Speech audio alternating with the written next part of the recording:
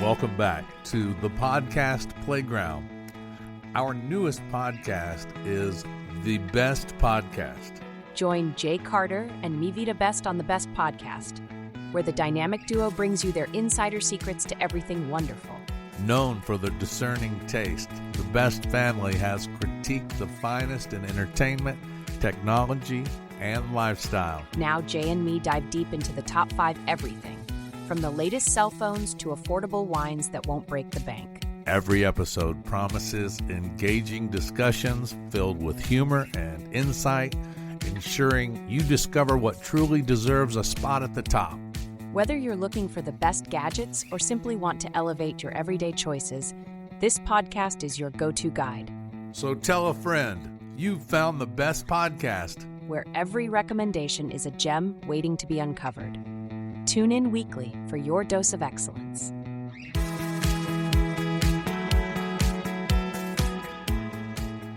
Welcome back, everybody. Today, we are going deep into the world of online content creation. Ooh, exciting. It is exciting. And you know, we always like to bring the receipts, so to speak, you know, really look at the data here. So we've got a few sources for this. Okay. We've got the Forbes Top Creators 2024. We've got the Time 100, that's the most influential people of 2024. Right. And we also have a list of the top 60 social media influencers. So lots to cover today. Wow. Our mission, should we choose to accept it, is to uncover who's at the very top of this game. How did they get there? And what makes them so captivating to audiences all over? You know, what's the secret sauce here? It's a good question. It's a very good question. And I think we are going to uncover some really interesting insights today, because these folks, they're not just entertaining, they are building empires. Yeah. That's the thing that's so fascinating. Now, you're right. It's not just about viral videos anymore. These are savvy entrepreneurs. They're shaping culture. They're raking in serious cash. Yeah, so let's actually start with the big picture here, Yeah. just to kind of set this stage. Okay. Forbes highlights a Goldman Sachs prediction that the creator economy could be worth almost $500 billion by 2027. Goodness. That's a lot of dough. That's a big number. Big number. And just to kind of drive that point home, Yeah. this year's Forbes top 50 creators earn nearly $720 million. That's not a typo. It's 720 million. And it really highlights how creators have evolved. You know, they used to be hobbyists. Now they are major players in entertainment and business. Yeah, I mean, it really is a whole new ballgame. So who are these titans of content creation? Let's dive into the Forbes top 5. Okay, let's do it. Starting with the undisputed king of YouTube. I think a lot of people know who I'm going to say next. I think so, yeah. It's Mr. Beast. It is. He is a fascinating case study. He has really mastered the art of the spectacle, you know, just pushing the boundaries of what is even possible online with these extreme stunts and giveaways. Yeah, the guy survived in a cave for 50 hours. He buried himself alive in a bunker for 24 hours. Right.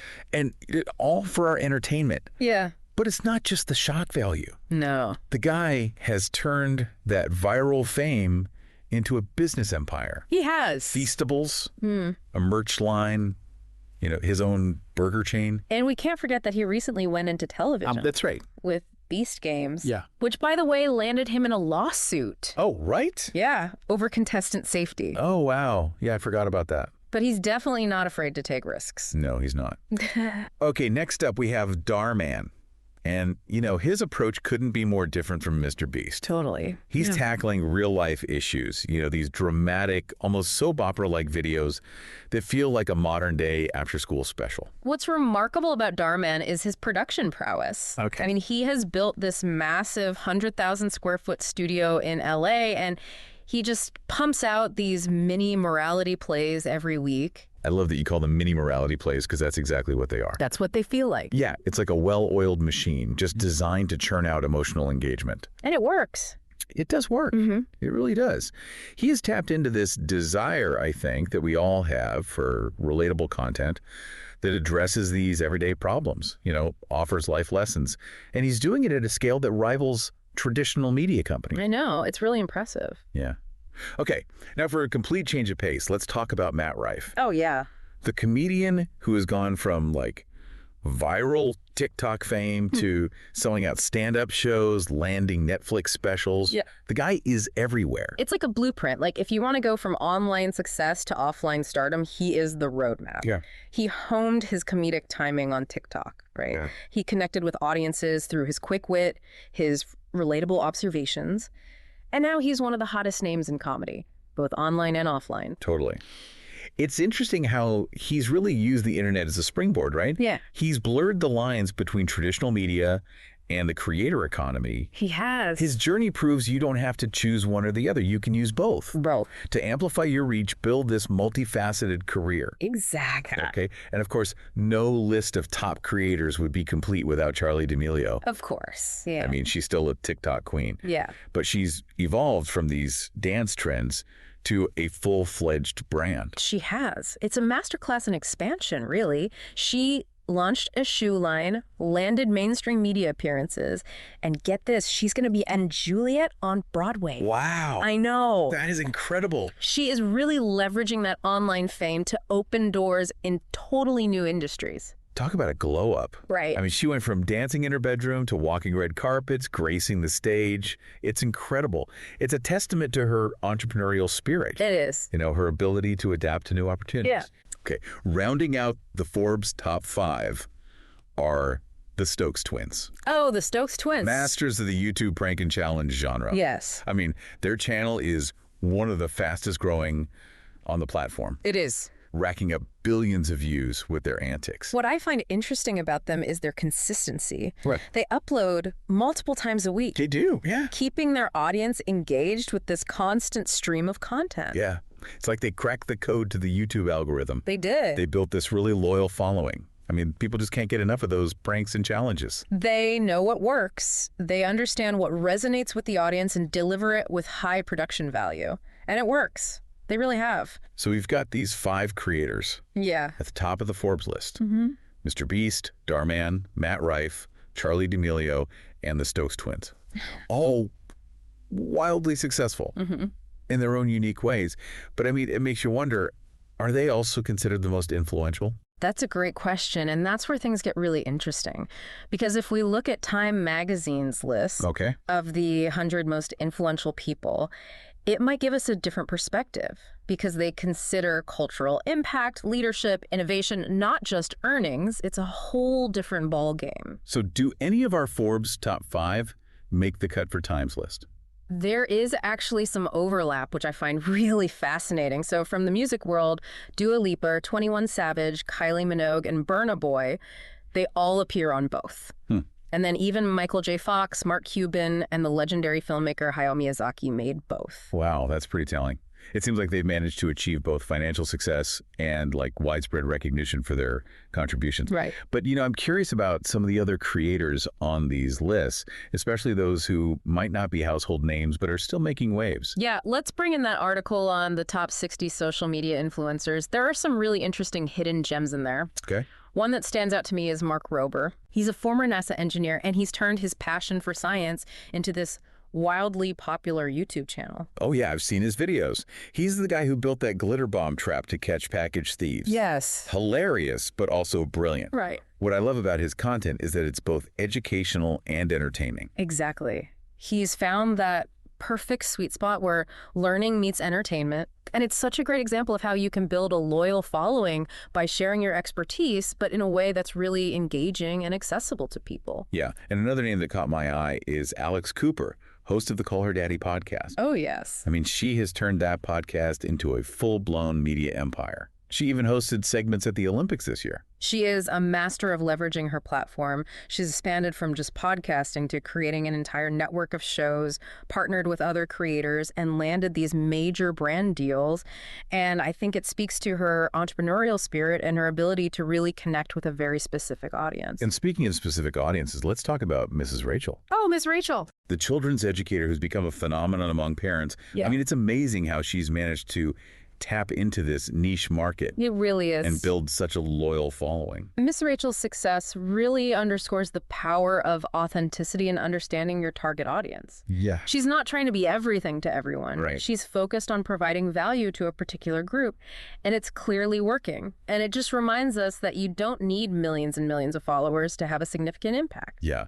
And for another example of targeting a specific audience, look at Livy Dunn. Oh, interesting. She's a college gymnast at LSU who's become the top-earning female college athlete thanks to NIL deals. It's like a perfect illustration of how the creator economy is disrupting even traditional fields like college sports. Livy Dunn's story is definitely a sign of the times. And with the rise of NIL deals, college athletes can now monetize their personal brands in ways that were previously unimaginable. Right. It's fascinating to see how this has changed the landscape of college sports and creating these new opportunities for athletes to build their own businesses. Okay, so we've seen the diversity of creators, the incredible earnings, the varying degrees of influence. What does it all mean? What are the key takeaways here? Is there like a secret formula for success in the creator economy? That is the million-dollar question, isn't it? And while there is no magic bullet, I think if we analyze these sources carefully, a few key themes emerge that might just hold the key to unlocking success in this, ever-evolving landscape. All right, I'm all ears. Let's crack the code. First and foremost, consistency is crucial. Okay. These top creators are constantly producing and sharing high-quality content. Yeah. They understand that to stay relevant, they need to keep their audience engaged and coming back for more. It makes sense. You can't just go viral once and then disappear. Right. You'd have to keep the momentum going. Exactly. It's about building a brand, not just a moment. And hand in hand with that, understanding your audience. These creators know who they're talking to, what they care about, what they want to see. They've done their homework, whether consciously or intuitively, and it shows in their content. It's like they've tapped into the collective consciousness of their audience. Yeah. Delivering exactly what they crave. And they're not afraid to experiment and evolve with their audience's tastes. Absolutely. And they're also incredibly strategic about leveraging different platforms. Okay. They might start on TikTok, but then they'll branch out to YouTube, to Instagram, to podcasts, even traditional media. Yeah. They understand that each platform offers unique opportunities to reach different audiences and grow their brand in new and exciting ways. Yeah, it's like they're playing a multi-dimensional game, constantly adapting and finding new ways to connect with their audience. Yes.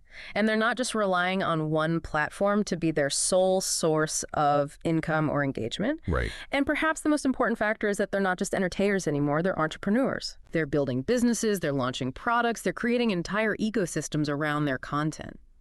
They're like media moguls, forging their own paths in this really dynamic world of content creation.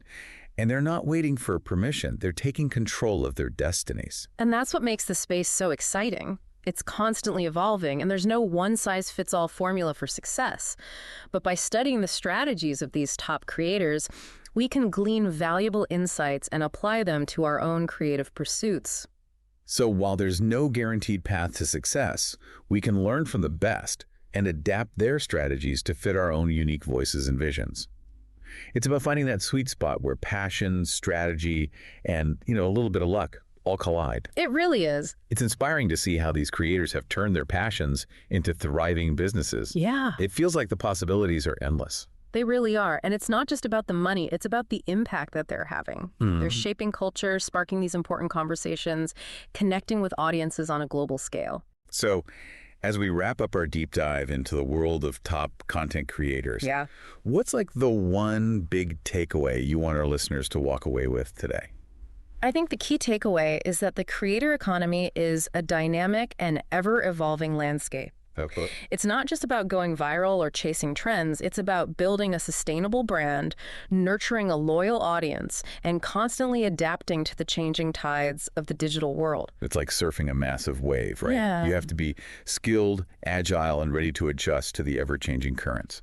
That's such a great analogy. And it brings us to a final provocative thought for you, our listener. Okay. If you were to become a content creator, what unique value would you bring to the table? What niche would you target? And how would you stand out in this crowded space? It's a good question. It's a really good question to ask yourself. I think the creator economy is a vast and exciting frontier, And there's room for everyone with a story to tell and a passion to share. Absolutely. So get inspired, start creating, and who knows? Bye, everyone. Bye.